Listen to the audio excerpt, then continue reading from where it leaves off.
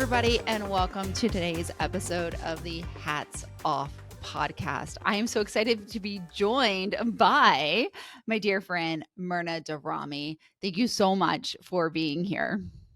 Thank you so much for having me. You know, I would always be here for you. For those of you who don't know me, I'm Amanda Ray, the CEO of 17 Hats, and we are diving into another kind of very raw entrepreneurial journey, business tips and tricks for all of you to hopefully learn and take some really actionable steps with. So today, we are talking about a topic that everybody thinks is just like a black box. Nobody knows what it is, knows what to do with it. And so I was like, Myrna, can you please come on and let's have this discussion, because it's 3 letters, SEO. You thought I was going to say something else with those 3 letters.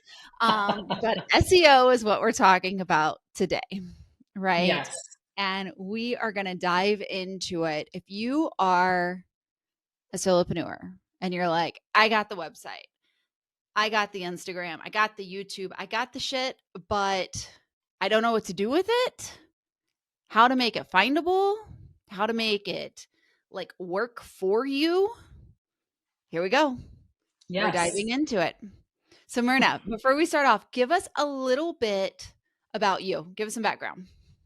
Wonderful. So I am Myrna, and I mean, I've been known as a lot of names. The technology translator, they call me Myrna Magic sometimes. Long story short, all I do is help brands become the best digital versions of themselves. So I am obsessed with the optimization, and I look for ways to elevate, whether that is that acronym SEO, or I have another acronym that I use. I won't even throw it in here because it might confuse people, but all about optimization is pretty much my jam. And so I've worked with countless brands, from penile implant surgeons, yes, you heard that right, to funeral home directors, and all in between that. I spent a lot of time in the world of bridal.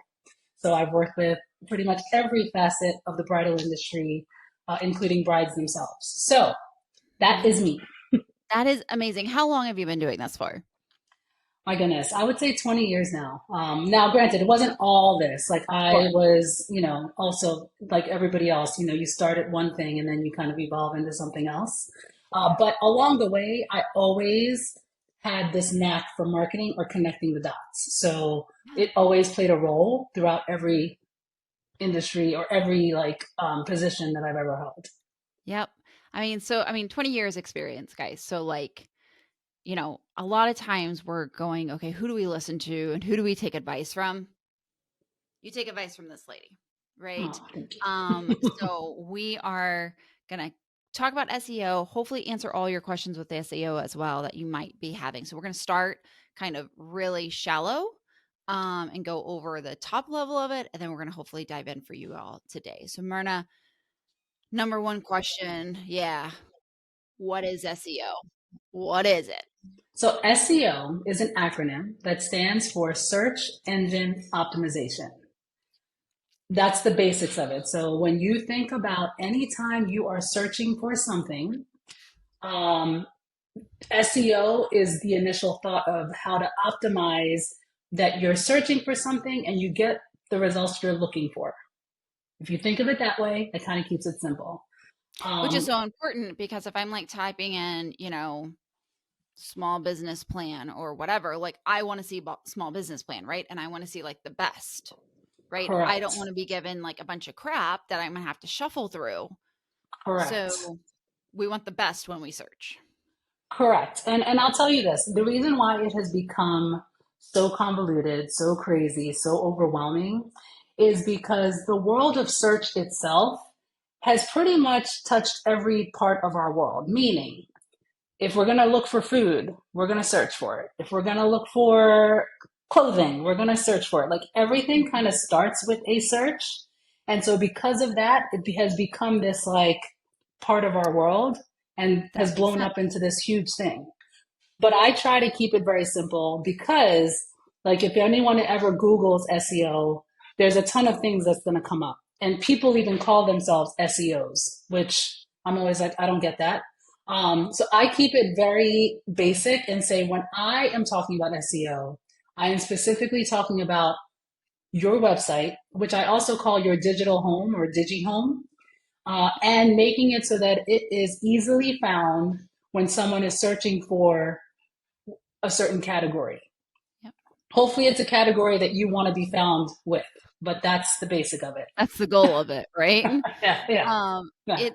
It's so interesting because you're right in that we all start with the search, right? And I look at Right. my daughter who's 11, and I'm like, okay, if I go back to like my day and age, I'm dating myself here, but you had the phone book, you had the newspapers, you had magazines, you had all of this stuff you touched and you look through. I'm so sad. Like even like remember in the library, like the library catalog, Yes, you'd the have to Dewey pull Decimal out. System. Yes, I totally remember that. We're You know, dating like ourselves, but I no, I know, but remember. like all of it's gone, All of it's gone. right? Now it just starts with you have an idea. Let me search for it real quick. Like Yeah. that's where we are. Yes. So my daughter came to me the other day and she like told me something and I was like, "How'd you learn about that?" She's like, "Oh, I watched this podcast." Sounds like you're fucking 11. What are you doing? And then it just like, of course I didn't tell her that, but it was just that reminder that we're doing things very differently. And if you're in our generation of these Yes. 40-year-old, we're used to doing things differently in our teens and 20s, right? We do have to catch up with the times, right? And we do have to learn a different way of doing this because yeah, people aren't just going to go find you wherever. They're just going to try to search for you Correct.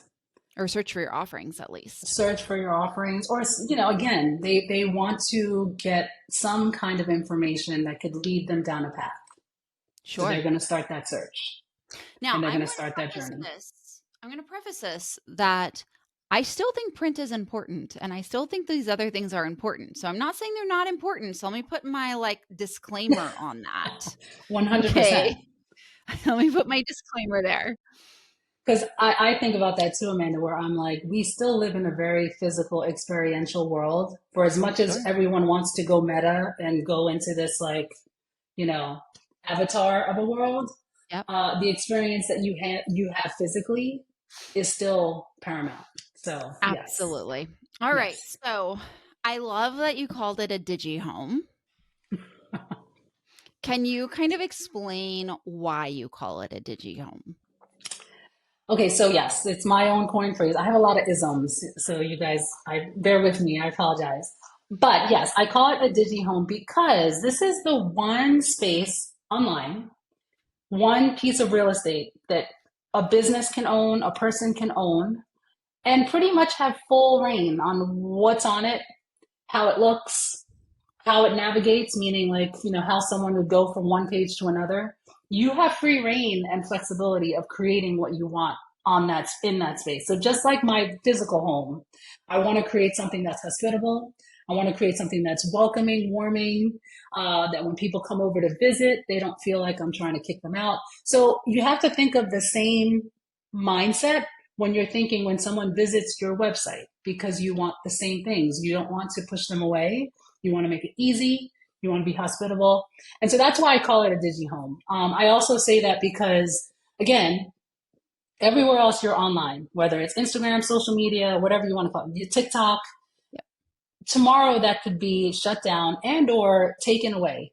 Somebody could hack your brand on there and you're literally left with nothing and having to start over. So your website is that one piece of content or that one space where you can own it and secure it so that it can be protected and not necessarily get hacked or taken from someone else as well. I love that you brought that point up because I know it's happened to us, right? Like Instagram just took down our 17 Hats Instagram and we didn't get it back and they didn't give us a reason. We don't know why, nothing. Right. Right. And so we had to start all over again, which was like, oh, right. Yeah, But it is something that happens and it happens frequently. absolutely. I mean, me, I have a ton of people who are utilizing my image to sell Bitcoin, like thousands. So it's, and It's you also have that as well. So having a space where you could say, this is my official space that I get to, again, create and curate the experience I want people to have with my brand. That's your digital home. That's your digi home. I love that. So I've heard so many people say, well, I don't need a website. I'm just going to do Instagram, or I'm just going to do TikTok, or I'm just going to do a social media. What's your thoughts on that given this conversation? I think that that's risky. I think that it's just least space. I Okay. think that in any given moment, not only is it least, but they can change the algorithm, or I know that's a big word too, which we can break down too, but they can change the way that people can view your content at any given moment. So I think if the goal is to engage with an audience and have an experience with an audience, um, you're basically giving up the freedom of someone else controlling what that looks like when you're on those platforms. So Yeah. I don't advise living in one. I always say like the most important real estate asset you have is your digihome. And then after that, everything else is just bonus and pluses. But yeah, that's my Yeah. thought on it. I'm always like the digihome or the website is your cake, and then everything else is, then you have the frosting, and then you have the sprinkles, and then you have all the other stuff that makes the cake pretty, right? But without that foundation of the cake, the rest of the stuff, can't stick, right? It doesn't have a home Exactly. to go back to, right? A place to point them to. So with SEO, I'm sure that there's some prongs that make up SEO, right? Like it is a multifaceted thing, Yes. right? A And multifaceted, invisible thing even. yes, So invisible. like Yeah. what are those different facets of SEO? Okay, so let's dive into it. And again, I'm going to preface by saying when I speak of SEO, because I think when you start to search for it, as Mhm. we all do, it can become very confusing, convoluted. When I speak of SEO, I'm speaking specifically about your website and optimizing it so that it can be found via a search engine. Okay, so in terms of the elements of SEO, there are, and I kind of break it down to three. There's the front end, which is called on page Yep. SEO. And then there's the back end. This is the behind the scenes stuff, um, which is the technical stuff that you don't see. It's all the code, and we can break that down in a little bit. And then you have the outside, which is called off page stuff, meaning on page, anything that's on that actual website page, those are elements that can be optimized so that they can be searched against. So these are on your website. These are Let me on your website. Yeah, so the on page on your website, things that can be searched against. Correct. So we're You talking have control over. words. Yep, you have control over. We're talking words. We're talking images. We're talking video. We're talking um, any subtitles, like anything that is seen and visible on that page can possibly be optimized. So that's Okay. on page.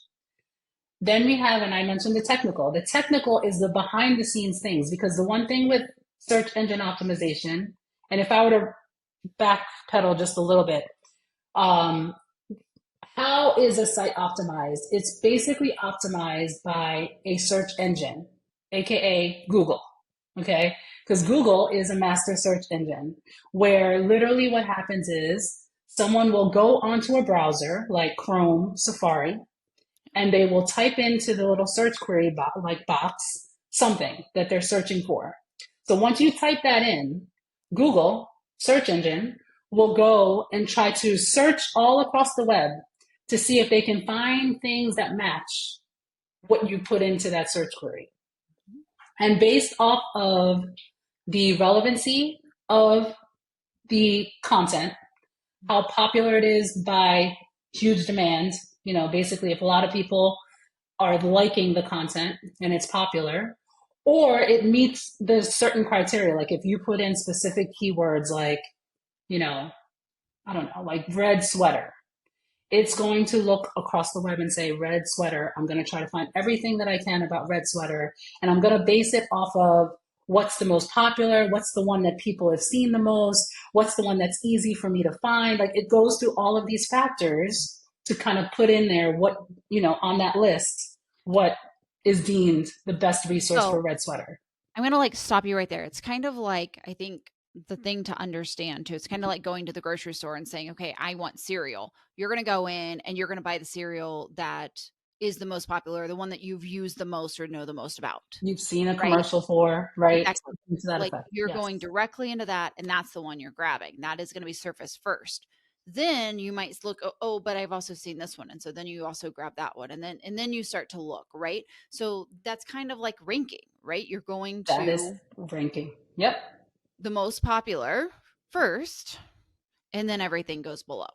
Correct. So, getting back to the whole concept of technical SEO, what the search engines, Google, will do is it's not looking at the pretty stuff that we see. It's not looking at the images or the words the same way that we are. It is looking at it in a form of code, Yep. zeros and ones, that type of code. And Yep. so there are technical aspects that you can add to your website that will help a search engine connect to it and actually deem it a relevant resource to bring up to a search. So I know possibly, people have probably Yeah. heard things like meta. That's like a big word, buzzword. And basically all meta is just extra. That's, kind of like Yeah. the basic Latin translation of it. So anytime you can add extra to something, will give more context and will give more information. So the technical SEO portion is when you're giving extra context to a search engine so it can better understand what content is on that actual website or web page. Yeah. Okay. So metadata, not necessarily brought forward. It's kind of just in the background, is what you're It's saying. in the background. It is extra. Just like, and we can go into that one in a second, but I guess I'll circle back to the third component. So we said on page, technical, and then off page SEO, right? So off page SEO is when you are getting referrals slash shout outs, meaning Mhm. when you are appearing on other people's websites because they put your website URL or your web page on their website as a reference, that is giving you some love. It's literally like a shout out slash referral. And that is called off page SEO because basically what that's doing is it's building up your relevancy and popularity to Google. So those are the three major components of SEO. Again, they all work in tandem together. And if done well, it will help optimize and make it so that your website will show up higher on a search listing. Lots of information there, right? I know like a lot of people are really concerned with their web page, right? Their web page aesthetic. So we want to make it pretty. We want to make it, I call it vanity. It's just this beautiful thing, but Yeah, then it's not like it's not helpful for you because it's not helping your SEO. Right. correct. So when you design your web page and when you go in to start thinking about your web page, you have to think about, okay, yeah, sure, I want it pretty, but if it's not findable, then the prettiness doesn't matter. Correct. At the Right. end of the And day. so we have to keep like priorities in this. This is kind of my soapbox these days of like the being pragmatic or being like, no, I just want it to be pretty. Right. And we have to be pragmatic because we're no longer have a hobby, we have a business. And the goal is to grow the business and the goal is to be found. And so sometimes we got to put the pretty aside and go, what is going to make this work? Right? I'm not Exactly. saying your website can't be beautiful. I'm not saying it can't be pretty. Not saying that at all. But what I am saying is take strategy over the beauty or over the prettiness. Okay. So, Myrna, when people look at their website, because that's, majority of people are doing that first, like, what are some like two or three steps that like things that they need to check for there? 100%. Okay, so the first thing I would check for is looking at my website, not just on a desktop or a laptop, but also looking at it from a mobile device and literally comparing and contrasting the experience you're having. Now, granted, it's going to be different, right? Because you're on a different device. But if it's giving you not the feels, meaning, it's harder to navigate or you can't really click on things, or, whatever the case may be. I think you start there. And the reason why I say there is because, uh, we live in a smartphone world now, where it's almost as if 9 times out of 10, someone will probably engage with your brand digitally on a mobile device, whether it's social media, they see you first, or what, but they're probably going to be on their phone first before they get to their desktop to really see the true magnitude of your beautiful digital home. So I always tell people to do that, compare and contrast, look for things that may not make it as easy as a process to navigate. And then if you notice anything, I would definitely want to either if you have a website person, definitely reach out to them and ask them the question. Or you can even, because 9 times out of 10, if you guys are solopreneurs, you probably purchased a template and may have even done it yourself. Um, Seek some guidance.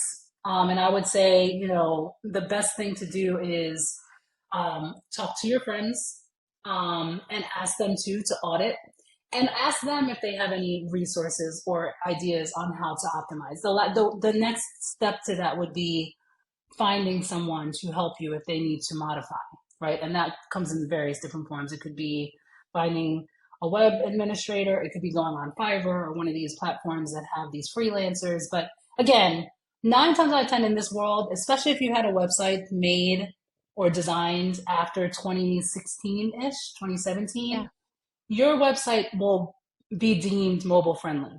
So I don't want you to worry, but I just want you to be mindful, because that's like usually the first place I go, is to kind of like, determine, is this site friendly mobily or not? And absolutely. that even adds to the next step. It's like, when was your website designed? Because you want to make sure it is pretty recent.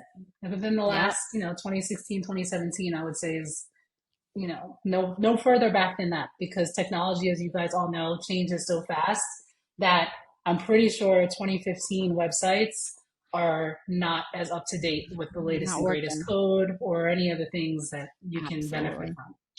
100%. I look at so many people's website from our members all the time, either adding their lead capture forms to their websites or whatever, whatnot. And I always stumble upon links that are not working.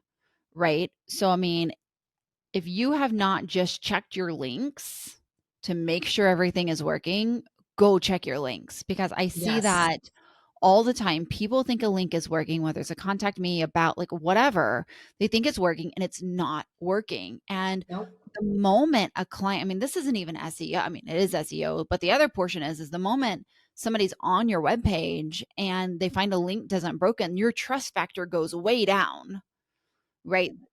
They, you're done. Yeah. Yeah, they're done. They're hopping off your page. They no longer trust you. If you can't make your website work, then how are you going to make your service work? Exactly. Right. So Exactly. that's huge. So I love that you brought up not only mobile, but just how people navigate around your website. Because if they can't figure it out and you're not making it easy, it's not happening. Nope. Right. People's attention spans are like, whew, very limited. Right. And Exactly. so it has to be easy. While we're on that subject, because I have my thoughts on it, I'm excited to hear your thoughts. I have my thoughts on it. The new trend that's been happening, I don't know, for a year or two, and I still see it on people's websites of you're on a website and all of a sudden you get this big pop up that takes over the whole screen. Yes. What is your thoughts on those? Because I have mine, So, and you can probably tell by my facial yes. expressions what my thoughts are. Yes. So, my thoughts are that, although that probably is something that's very important for people to notice, Okay, I love how political she's starting. I love how political this has gotten. because it is important, that is It's the reason important. why it's front and center. It is very obtrusive, and here's the other caveat: Google, once upon a time, I want to say it was maybe 2018 or so, uh, deemed that that was something that was actually harming a website to be found, because it took over the whole entire page and was literally almost like solicitation in their eyes. So my thoughts are that pop-ups should not be so obtrusive that they take over the website. That's my Absolutely. thought. Yeah. I mean, we have a pop up right now on our website of just it's like, something. It's like a small pop up in the corner, which I'm down with. I'm okay with. But any website that's a full pop up, I'm done. I hop off. Like I'm not even. I'm not going. I'm not going further. Like I don't See? want to give Yeah. you my email address. I don't Right. like you right now. I don't know you. Why do I want to give you my email address? Right. Right? Yep. And so I'm like, no, this is invasive. I'm sorry. I Hmm. always talk about like your leads, it's like a dating relationship. And if you like ask them for your email address and the first second they're on your website, that's like popping a marriage proposal. It's not happening, people. Right. So Right. I'm not going to be as political as Myrna. And I'm just going to say, take the damn thing down because it's hurting you. It's hurting you. Yes. You've heard it. Google has deemed it as like a no no. Client experience, people are not liking it. Like Oh, great. we have asked people that question. People are not liking it. It is just because it's a trend, it doesn't mean you need to do it. So if you have one of those action step, go take it down. Just get rid of it. Or make it Yes. small, make it a little Make it one, small. make it Yes. little, don't make it take the whole page. Cool? Okay. Okay. Glad we got that out of the way. Soapbox Yes. checked for the day. Maybe Okay. two of them. Yeah, exactly. Right. Okay, so what else? So we talked navigation, we talked mobile Yes. friendly. Yes. Let's talk blogging. Okay. Well, can How we talk? Can we go back before we go to blogging real Yes, quick? Can we yes, talk home landing page and the importance of what needs to sure. be a little bit on that? So, and this is my one nugget, or maybe not the one nugget, but one of the nuggets I will share. I always advise every one of my clients to make sure that on their homepage they have what's called the WH clause. What is that? It's the who you are, what you do, where you do it, if applicable. You could be, an online business, or you might have a local Yeah, demographic, and who you do it for. Meaning, so if I were to just give a sentence, like, and I'm going to make this up, like Myrna and Company is a small business, coaching business, mhm, servicing service oriented businesses looking for SEO, yeah, period, because I don't have a location. So I just make sure that I touch all those, like who you are, what you do, who you do it for, where you do it if applicable. And the reason why I say it's important to have this on your home landing page, your home digital yeah. website, digihome, however you want to call it, is because it will align you with some searches that people may do on searching for set service or product. Mhm. So I always tell people that's how you have to think of it as, how do I connect the dots that I can, and even in courting, to your point, Amanda, when you're courting someone, what do you say? Hi, my name is Myrna. Like, I live in the, like, you start having these conversations like, oh, I live in Maryland, or whatever the case may be. You kind of have to frame it in that way. Like, your elevator pitch is what a lot of people call it when you're in person with someone. Yeah. Same concept. It's like creating something that's on your home landing page that has those four things, maybe five things, whatever, on it, because it's so important. Okay, so now we can talk blogging, because I wanted to make sure everybody got that down. I But love that, but one of the things that drives me insane is when because I'm in LA, so of course, if I go and search like a family photographer in LA or some service-oriented thing, or I will just search, family photographer, Los Angeles, I'll get websites, but I don't know where the location is. I'm specifically in Pasadena. I don't wanna drive to the West Side. I'm sorry. there we I'm go. not going down there, Yeah, right? It is the most annoying thing when I pull up a web page and I'm like, okay, but where are you? Because that's a factor I am looking for is where exactly. are you? Are you close? Are like, I need to know that before I move any further. And if I don't see a location on there of like either serving this area or located in this area, I don't move forward. Right. And Yeah. I think one thing that solopreneurs do, we do a lot because we are in it. We're in the day to day of our business, right? We know it because we own it and we live and You breathe live it, it. and sleep it, and Yeah. all of it. We make the assumption that other people know, right? And they don't. Whether it's about the business details or just about how you're serving what I call your passions, whether you're an SEO expert or photographer or DJ or event planner or balloon artist, it doesn't matter. You just assume people know what you know, and they don't. And I Right. think for this greater conversation that we're having, Google doesn't. Does And not know people either. also try to be very cutesy. Oh, yes. Let's dive into that one, Amanda. Now I'm about to have my soapbox. So, yes. Here's how I frame it with a lot of people. I tell that there's three stages of a person's journey when they're about to buy something. Mhm. It's they have no idea you exist. They don't even know what they're looking for, really. Mm. Then they have a clue that they kind of know what they're looking for, or they know at least that they want to know more, so they want to take a deeper dive.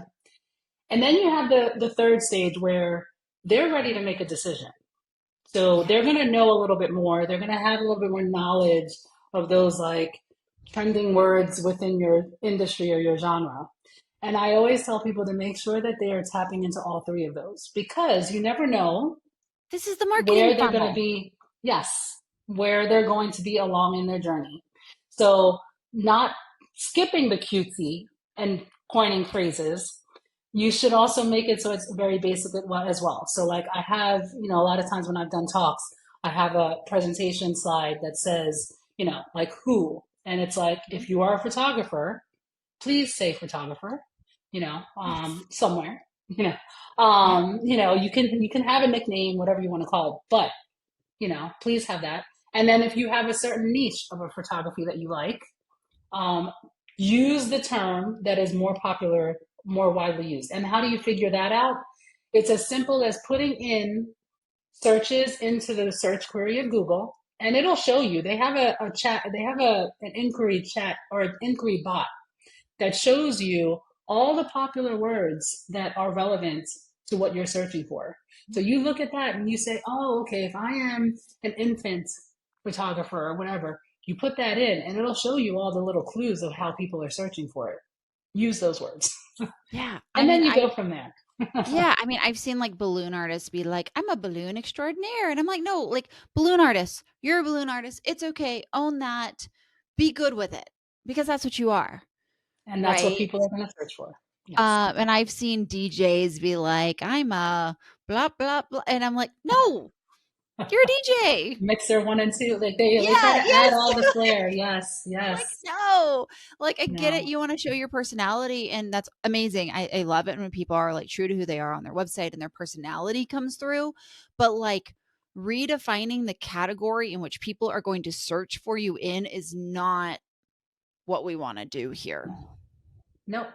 Because the name of the game with search is connecting the dots and making it so that your information matches what the person who's searching for information that they put in. That's the goal. And they're not going to know all the terms and the swag that you bring um, at first. You can coach them into that. That's when blogging can come into play. And then we can now bring it to the blogging piece. But Yeah. that is, my little soapbox. I had to put that out Yeah, there. cutesy, I'm not down with cu and I've done cutesy, like, I can say this because I remember being, like, my first year doing photography, being cutesy, and since somebody's saying, "You can't be cutesy," and it hurt my little heart, like, so we've all been there. Like, it's a step most solopreneurs go through, but if you're in that step, take the next, right? Let's take Exactly. the next. Okay. Exactly. Oh my gosh, we're already at like 34 minutes into this. We Wow. could talk for days, people. We really Okay. can. So let's not just talk about blogging. Let's just talk about content Yes. because the name of the game right now is everybody's like, you got to create content. You got to create content, content, content, Content is content. king, as they said. Content Yes. is king, blah, blah, Hmm. blah. And it's like, I feel like solopreneurs are being hit with the word content so much, it feels like this big billion pounds of pressure on you. And you're just like frozen going, I have to create content and I have to do reels and I have to do this. And where the hell do I start? And what do I do? And what's most important? And rawr. Yeah, exactly. So yes, let's deep dive into that. So I think what has happened, especially now in this day and age, content comes in a lot of different forms. Digital content comes in a ton of different forms. Mm-hmm. There are words, which could be a blog, could be a newsletter, could be an email, could be a caption. Like there's so many different So ways you much. can incorporate words, right? And then you have images, which that could be utilized all over the place as well on your website, social media, on brochures, newsletters as well, all the things, right? You have that. And then you have video, which video adds the third element with audio. So then you have voice stuff that you can sprinkle, whether it's a podcast, whether it's, whatever like this. So my rule of thumb with content is create it around several different things. One is your genius, whatever it is you do. So whatever service, whatever product you provide, try to depict that in whether it's word form or image form or video form, what that is. And, of course, the more senses you can, pull from, meaning sight, hearing, video, sound, all that, the better. So whether it's pictures you're taking of before and afters of your, whatever you're doing or whatever you've created, you definitely want to have that, right? The other thing I would say is, explaining what you do is also a great, tool that can be utilized in a lot of different ways on a lot of different mediums. Because the how you do what you do, not to give your secret sauce, but giving glimpses of the experience that someone will have in engaging with you is key. So, you can do that in word form, you could do that in video, you could do that in imagery as well. So thinking through that, you know, how do you show your genius? The other thing I always tell people First in off, terms of, okay, oh, go let ahead. me dive into there. Okay. Like, I want to make this point of you are good enough to make content. The other Yes. thing I hear a lot is, well, I'm just not, haven't been in it long enough. I haven't done it long enough. I'm not good enough yet. I'm like, wait, no, bullshit. You're good Yes. enough to make content. So get that out of your head. Um, sure, you might not be the best whatever on the face of the earth, but who is, No one. Yeah. right? Yeah. Nobody. Yeah. So, like, you can do this. If you're just starting out, you can do this. If you're 3 years 100%. in, you can do this. If you are an introvert, I hear that a lot, but I'm an introvert.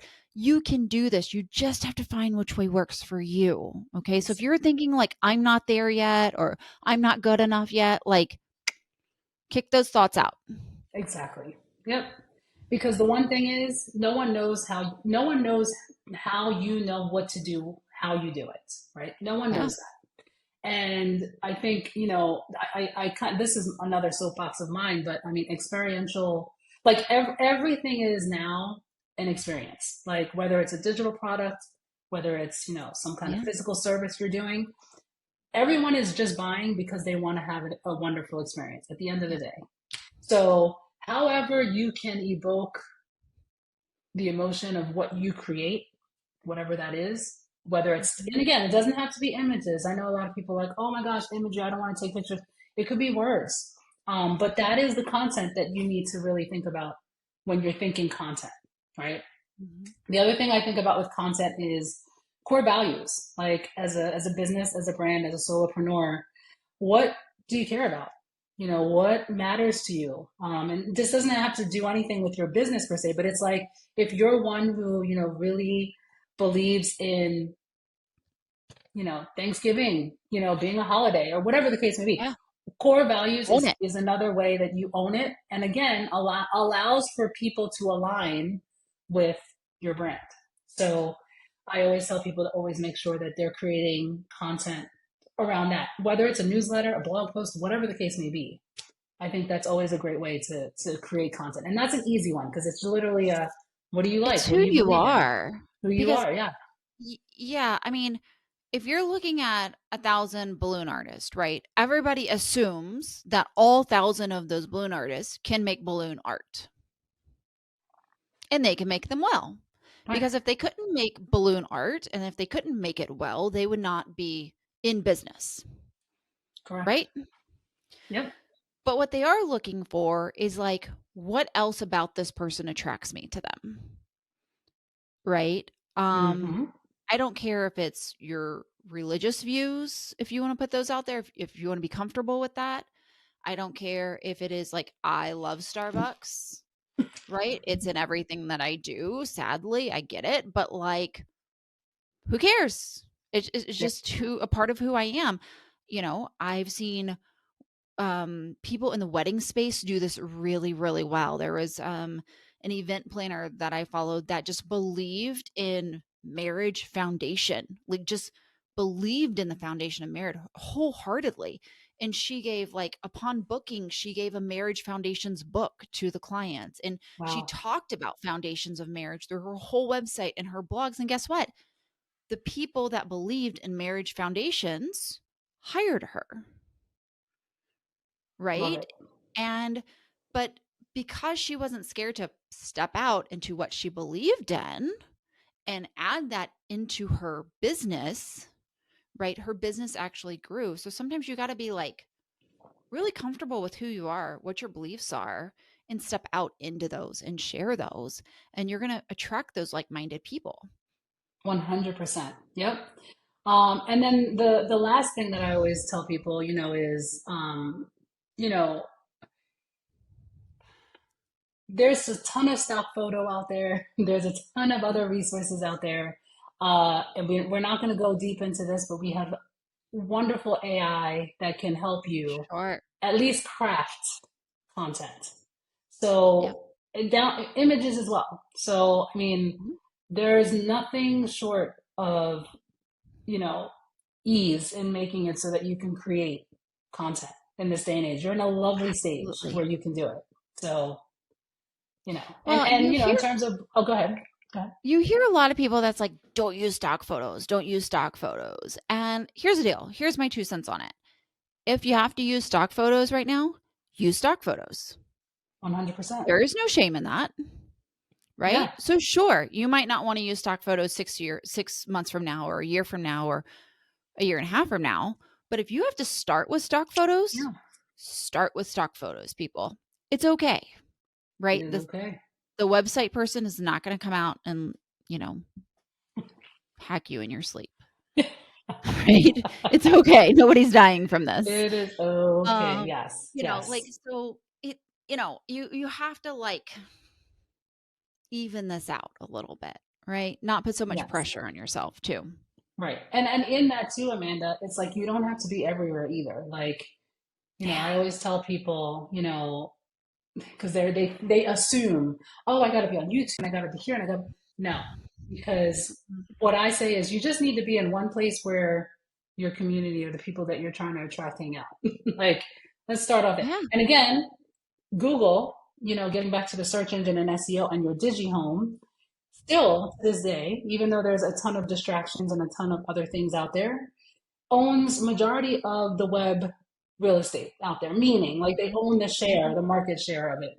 Still, people, I don't know the stat exactly at this point, but I know at one point it was like 30 billion, searches a day occur. And, Google still owns about 70% of all the market share there. So bringing it back home to, you don't have to be anywhere, but if we could say foundationally where you need to be, your website needs to at least have a home page, a services page, a product page, and a contact us page minimum. And then I love that. you can create on other platforms and you can, from that point, add content everywhere else you So want to. I love that you brought that up because I've never really put it in that perspective, Love that. that Google search is still king, right? Or queen. Right. But it's still the number one Mm-hmm. by majority, By by majority. leaps and bounds. Mm-hmm. Yet we're spending time trying to figure out how to freaking dance in front of our Instagram camera and figuring out what trend for 45 minutes a day, right? Yeah, been To there. only take up the slightest market share of search. Yes. Like, guys, let that sink in for a second. Mm-hmm. Like, really? Yeah. I I mean, it's mean, a sliver. Instagram is a sliver. yes. And even let's even dive into that further. So being that it's a sliver, right? Being that um none of the posts that you post, with the exception of the YouTube videos, will show up in a search. Your profile will show up, Sure. but if you have a post that went viral, it's only going to be viral in the world of Instagram. Um, so I just put that out there to say, like, for as much effort and energy that we give to some of these platforms, um, you know, at the end of the day, like, it's only living in that space. Now, granted, if that's where your Yeah, crew hangs out, that's where the people you're trying to sure. attract hang out, I'm all about it. Sure. But if the goal is to, kind of like broaden your horizons and broaden your reach, I would think of another strategy. So, Yeah, again, disclaimer, not saying it's not important. right, It is saying like keep it in perspective, exactly. right? Especially from the beginning conversation when we said, Instagram can go away at any day, right? Like anybody, like the conversation about your digihome being your one protected place that you have control over. Correct. So I mean, you pull that back around to that conversation and you're like, wow, this is a completely new perspective on the importance of having your website and setting that up properly. Mm-hmm. Um, mm, that was a moment for me. I've never, for as much as I deal with all of this, I've never really thought about it, put it in that perspective Yeah. of really how minuscule that slice can be. Yeah. Man, oh man. Okay. We are wrapping up here. This has been a fabulous conversation. There's so much stuff that we didn't even get to talk I about. know. So much right now. We'll have to do this again. This was Yeah. fun. No, it was. Um, but action items. So for anybody listening to us rant and rave over some of our soapboxes on here and talk about SEO, SEO is a black box, right? We know that it's hard to understand. We get that. Um, what's like 2 to 3 action items that's like, "Go and do these things Yep. now." I have one in my head, so I'm wondering if you're gonna say it. Okay. So, one that you made sure we did, so I'm gonna make Okay, sure I'm you gonna say I'm it. gonna check because I'm gonna say something. Well, the one I would say is, like, again, being very succinct with that WH clause. I think is key. Identifying who you are, um, what you do, all that. The WH clause, very important, and putting it in, like, on somewhere on your home landing page is important. Yeah, Um, the other thing that I would say, I'm trying to think if I would have did 3 actions. So that's one, and place it there. So that's action one. The other action that I would look at, and this is going to be fairly easy because there are wizards and there are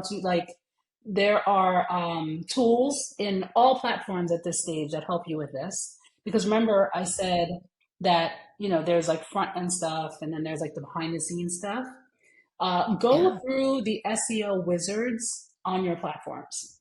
So if you're Wix, Weebly's, like, they all have it now, because it's going to give you guidance on some of the behind the scenes things that you need to probably update and optimize. And it nice. would need to incorporate some of those words from your WH clause. That's why I told you to start with the WH clause first. Yeah. That's number two. And then the third, if you're feeling really, really like, I want to just, improve, how people find me, I would say is make it so that your brand, wherever someone goes, is cohesive. So if you're on Mm, Instagram mhm. as Susie Q, but then your website is Susie and Company, and then you're on Pinterest as Susie's friend, whatever the case may be, like, that's confusing to someone because they're like, am I with the brand? Am I not? So I would say try your hardest to make it so that all of them are very cohesive with at least two or three of your branding elements the same, whether it's color, whether Amazing. it's words, whatever it is. That will set you up for at least having a foundation of being more easily found. And I don't know what I said. Absolutely. I've told you so much, Amanda. I don't know which one I made. No, I mean, it's the one that I see. We had it set up for 17 hats already, but you reminded us about it and to kind of take care of it a little bit more. But it's the one I see a lot of people don't do, which is like setting yourself up on Google Maps, Oh, yes. Okay. right? Mhm. Like I see so many people not do that. What is that called? It's a specific It name used to for be it. Google My Business Profile, but now they just call it a Google Yeah. profile. So Yep. what she's referring to, if you guys ever notice when you're searching on Google, there's like the left-hand side that actually shows like the listing of stuff and some ads or whatever. Mhm. And then on the right-hand side, there's like usually this box that comes up for the business. And that box will Yeah. show like hours of operation, location, some images, if there's images Yeah. attached. If it's a store or something, like the best times to go. It gives a whole bunch of information. It also is attached to a map. It's called geolocation. Okay, and that's what Yep. aids in when somebody searches and says, like florist near me. It's Yep. basically going to aid in you showing up in searches from the geolocation, from the location of where you're saying you are. So connecting your business with a Google profile will help with that as well. I mean, this is like a huge one because especially for solopreneurs, it's like photographers near me, DJs near me, right? Like people are just looking like who's around me right now that I can Yeah. hire, right? So like if you haven't done this one, I've seen so many people like totally miss this step somehow. Go do that. So that what it's your Google profile. Yes. They renamed it There something, you but go. it was Google My Business. Look I that up as that's well. Yeah. yeah. Mhm. So that's gonna be my tip I based love that. on working with Myrna because there's new stuff in there now that I didn't even know Yes. existed, a year or 2 ago. So if you have it, but you haven't looked at it in the last year or 2, because that's something people, like, do and then they forget about, go back and check that one out again. Yeah, All definitely. right. I so appreciate this conversation. It was so much It fun. was. I love it when I can get on a soapbox every once in a while with somebody that agrees with me too. That's even better. Isn't it the best? Even better.